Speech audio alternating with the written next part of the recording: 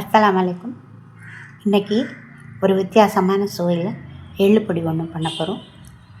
வாங்க அது எப்படி பண்ணலான்னு பார்க்கலாம். ஒரு கடாய் வச்சுருக்கேன். அதில் ஒரே ஒரு ஸ்பூன் எண்ணெய் ஊற்றிக்கலாம். இந்த எண்ணெயை நல்லா நீங்கள் சுற்றியும் பரப்பி விட்டுருங்க.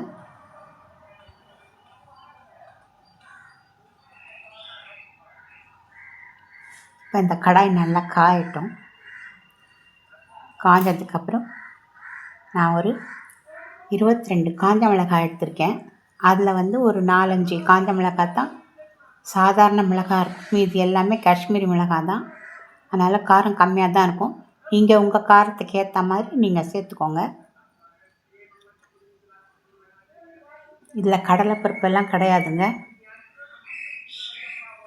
இந்த மிளகாவை நல்லா நீங்கள் கொஞ்சம் கலர் மாதிரி மொறுன்னு வர வரைக்கும் இதை நல்லா வறுத்து விட்டுக்கோங்க. இந்த காம்பெல்லாம் அப்படியே இருக்கட்டும். நம்ம அரைக்கும்போது காம்பை எடுத்துடலாம்.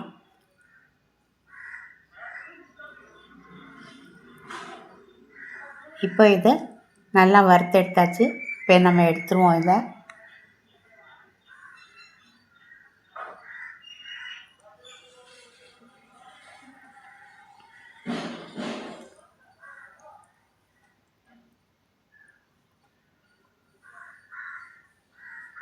இதுக்கப்புறம் நம்ம 200 உளுந்தப்பருப்பு, ஒரு 50 கருப்பு உளுந்து சேர்க்க போகிறோம். வெள்ளை உளுந்து 200, 50 கருப்பு உளுந்து 1/4 கிலோ போட்டிருக்கேன். இதையும் நல்லா கொஞ்சம் செவக்க வாசனை வர அளவுக்கு வறுத்து எடுத்துக்கோங்க. அடுப்பு நிதானமாக இருக்கட்டும். நல்லா செவக்கட்டும், கருக்க விடாதீங்க.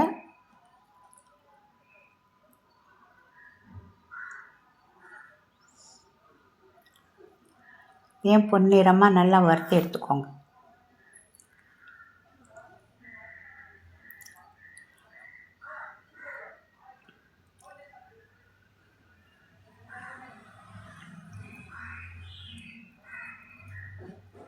இப்போ வறுத்தாச்சு, இதை எடுத்துடலாம்.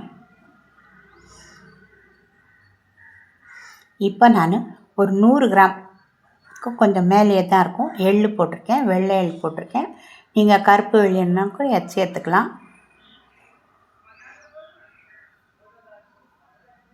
இது கொஞ்சம் படப்படான்னு பொரியட்டும்.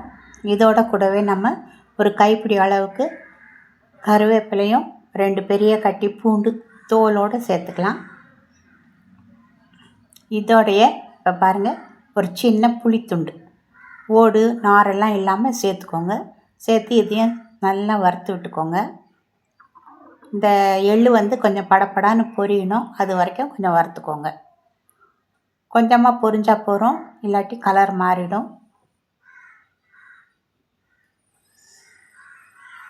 கொஞ்சமாக பெருங்காயத்தூள் சேர்த்துக்கோங்க. நான் கொஞ்சம் தூக்கலாகவே சேர்ப்பேன் பெருங்காயம் எதுலையுமே. இதுலேயும் கொஞ்சம் தூக்கலாக தான். உங்களுக்கு தேவையான பெருங்காயத்தை நீங்கள் சேர்த்துக்கோங்க. சில பேருக்கு பெருங்காயம் பிடிக்காது, சில பேருக்கு ரொம்ப பிடிக்கும். எனக்கு ரொம்ப பிடிக்கும் பெருங்காயம். அதனால் நான் கொஞ்சம் எல்லாத்துலேயுமே கொஞ்சம் அதிகமாக தான் சேர்ப்பேன். இதையும் நல்லா நீங்கள் வறுத்து எடுத்துக்கோங்க.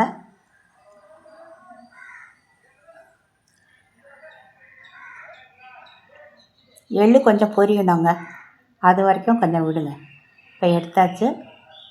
இப்போ நம்ம இந்த காம்பெல்லாம் எடுத்துடலாம். இது தொட்டால் நல்லா உடையும், அந்த மாதிரி தான் அதை வறுக்கணும். இப்போ அதே சூடான கடாயில் கொஞ்சம் கல் உப்பு போட்டு அதையும் சேர்த்து நல்லா வறுத்து விட்டுக்கோங்க. இதை நல்லா ஆற வச்சு மிக்ஸி ஜாரில் சேர்த்து கொஞ்சம் கொரன்னு அரைச்சி எடுத்துக்கோங்க. அவ்வளோதாங்க. ஒரு வித்தியாசமான டேஸ்ட்டில் இந்த பொடி ரொம்ப நல்லாயிருக்கும். இட்லி பொடி செய்கிறதுக்கு கூட நல்லாயிருக்கும். இட்லி மேலே தூவி அந்த மாதிரி பொடி செய்கிறோன்னு அது கூட நல்லாயிருக்கும். எல்லாத்தையுமே அரைச்சி கொண்டு வந்தாச்சு. இப்போ இதை நல்லா கலந்து விட்டுக்கோங்க.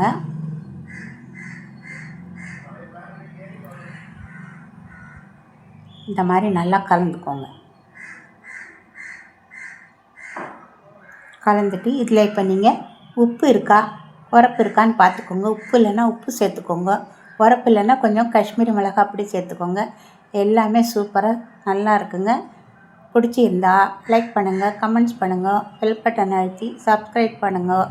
புதுசாக இப்போ தான் என் சேனலை பார்க்குறீங்கன்னா நீங்களும் பெல் ஐக்கான் அமைக்கி சப்ஸ்கிரைப் பண்ணி சப்போர்ட் பண்ணுங்க.